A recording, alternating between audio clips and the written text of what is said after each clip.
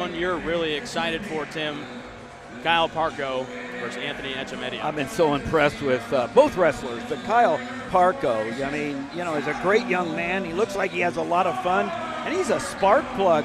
I'm impressed with what Tom Brands has done in the NIL time these days with the transfer portal, because these three transfers right here, Parco and Teamer and Buchanan, they just look like they love not only wrestling, but they love being in the black and gold right here.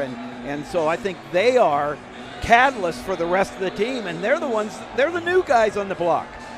Yeah, it should be an exciting match. And both these teams, a lot of transfers making an impact. We talked to Coach Dresser this week, and he talks how the Iowa Hawkeyes, they've taken advantage of the transfer portal, bringing in 3 guys all ranked within the top 5. Of course, Echemednia started at Ohio State, transferred to Iowa State, part of the Cuban connection, and really found a home here.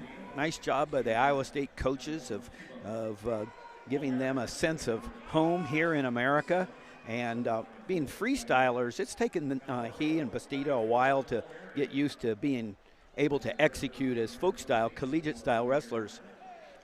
You talk about being from Cuba, but was able to get to Sunnyside High School out in Arizona, a great prep on the West Coast. Same high school as Rovin Bravo Young and current Hawkeye Jesse Ybarra, so a lot of good action in that room. There's a 2-time state champion out there. If somebody does score first in this first period, it's huge. I think this weight class, the next weight class, the person that scores first, it's a big time for him. But the one thing about Parco is he's good on his feet. He's good upper body. He can go with Echemednia, who is excellent in those areas. But, wow, Parco has shown what he can do on top, and that might be the difference maker today. So real important for Echemednia to score early. And you talk about being good in all positions. That's why he's a 4-time All-American, 3-time Pac-12 champion. Started his career at Fresno State before taking his talents to Arizona State. Coached by Zeke Jones last season, for him and Teamer making the transition to Iowa City, and they couldn't be happier to be here.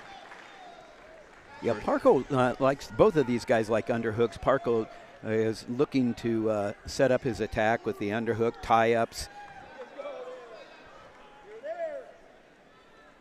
Once he ties, he does a nice job of getting inside. You see Echemednia there, back straight, head up. Unless he's going to shoot, those hips are further away than a lot of wrestlers. He's really difficult to get out of position. He holds his position really well. Talking to Coach Dresser this week, you don't have to get Echemednia ready to go. He's always ready to go. He loves these kind of matches. He strives on the stage. Yeah, these two I've seen interviews. They just seem like such great young men.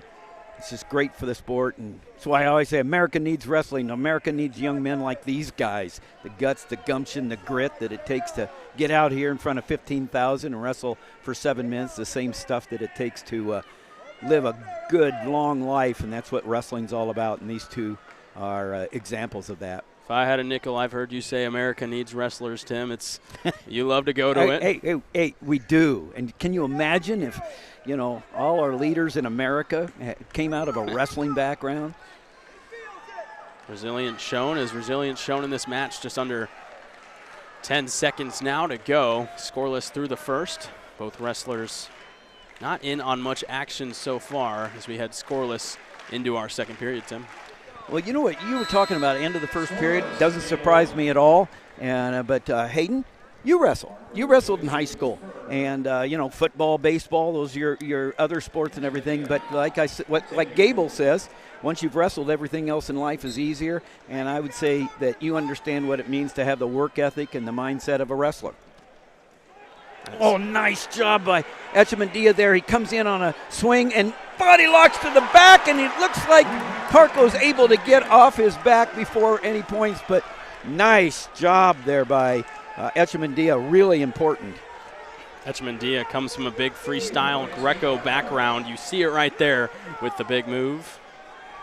Echemednia wants to stay on his feet. You saw him. He's going to stay on his feet. Real important, and he's so hard, like I said, to get out of position. And so big takedown for Anthony Echemednia. We talked about that first takedown. It's so important, so hard to get to both of these wrestlers' legs. It's going to have to go Parco on the offense now.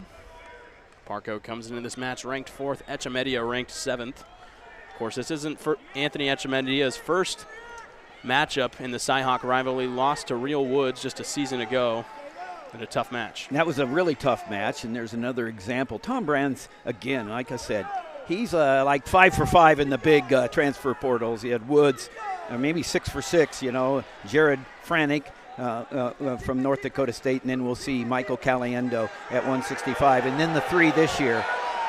Great job of bringing in not only great wrestlers, but good character. And obviously chemistry is so important. Hawkeye fans want to stall on Echemednia. Good pressure by Parco. Good pressure. He's getting the underhook right now.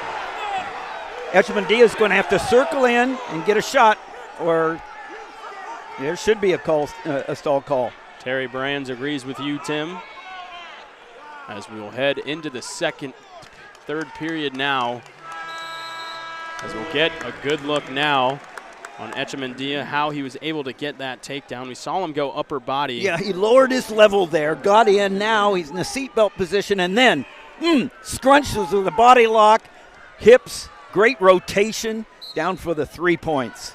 Shows the strength of Echemednia as he's up 3-1 in this matchup. Locked hands.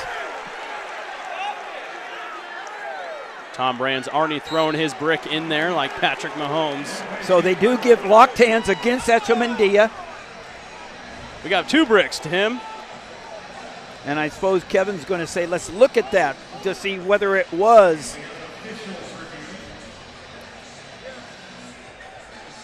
Big call coming for sure. Gets heated right here.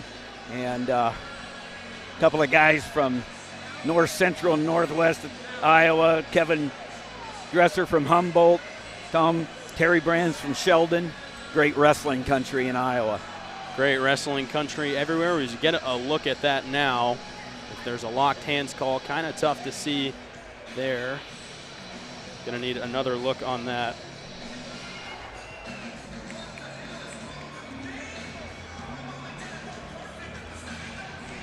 But this is an important call, Tim. Yeah, and I wasn't able to tell right there whether he was on the mat when the hands were locked or whether they were on their feet, which would not be locked hands, but they do.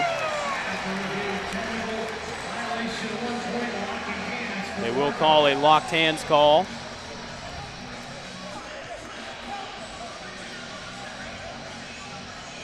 Brands brothers officials giving both corners on what happened. Currently have a 3-3 tie here. Minute 47 left in the third period. Both coaches still with the bricks in their hands. As we see another look at it right here. If we're able to, it's a tough call for the official to make. Pretty good look right there. Tim, what are you seeing? Well, I mean, I don't know what the call is. I see the locked hands. Oh, and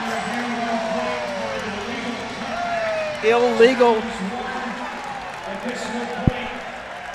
I don't know whether it was a cutback. I don't know what they're talking about. Both coaches getting the call from officials. Terry Brands says there should be 4 points on the scoreboard.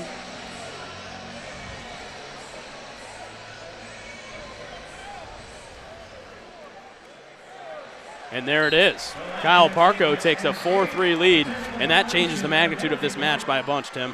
Third period, lots of time, and so right now, Echemednia needs a takedown.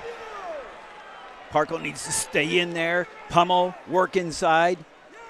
Both nice job, really nice duck. Nice job of getting out by Echemednia. Great action by both wrestlers. Good position. We'll try to get some clarification from officials on what actually happened and transpired in that sequence. So they had locked hands, and then they had an illegal hold, technical violation. So a couple of things happened, and the Brands brothers were really on top of that. They weren't satisfied with the one locking hands. That's what they came at. That's what they were challenging, not the locking hands. So Tom got the brick handed back to him. He ran back for that brick as fast as he can to put it back in his corner. We saw him all the way on the other side, right next to Kevin Dresser. Looking for Tom Brands, 18-0 in these Cy-Hawk matches, looking to make it 19, undefeated as head coach of the Hawkeyes. Both wrestlers doing a good job of staying on the logo there in the center of the mat, but Echemednia has to have more urgency now. He's got to be able to get past the head hands here, get some kind of lower level attack like he did, and then he came up with that body lock to get that first 3 points. So right now, the point right there, and he needs to be able to attack again.